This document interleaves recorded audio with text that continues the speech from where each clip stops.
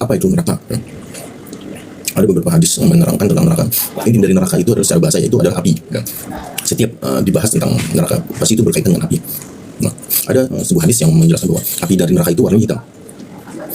Jadi hadis ini menyebutkan bahwa awalnya neraka itu apinya itu merah, kemudian dipanaskan sama ribuan tahun, lalu berubah menjadi putih. Dipanaskan lagi selama ribuan tahun, hingga warnanya menjadi hitam. Jadi intinya api neraka itu pada akhirnya warnanya adalah hitam. Lalu yang kedua adalah di manakah neraka? Nah, jika kita bertanya di manakah neraka, maka salah satu clue-nya itu terdapat ketika Rasul itu mi'raj ke langit. Nah, ketika Rasul itu ke langit, di langit itulah Rasul melihat gambaran neraka. Nah, dari dua hadis ini paling tidak kita bisa mengambil sedikit kesimpulannya bahwa neraka itu pertama, neraka adalah sebuah tempat ya, yang berisi api ya, dan lokasinya itu ada di langit. Nah, intinya seperti itu ya, untuk pemahaman sementara seperti itu. Kemudian ada lagi penjelasan yang di kompleksnya lagi ya, di hari kebangkitan. Nah, pada hari kebangkitan ada sebuah hadis yang menyebutkan bahwa matahari dan bulan itu akan dimasukkan ke dalam neraka. Artinya apa? Artinya posisi neraka itu benar-benar ada di mungkin di lingkungan tata surya kita sendiri ya. Yang menguatkannya adalah karena di hadis itu disebutkan bahwa matahari masuk neraka, akhirnya berarti di hari kebangkitan itu neraka itu posisinya ada di tata surya kita sendiri.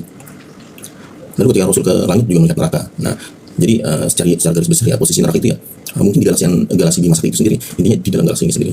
Yaitu untuk neraka. Nah, kemudian kita masuk ke pertanyaan yang kedua nih.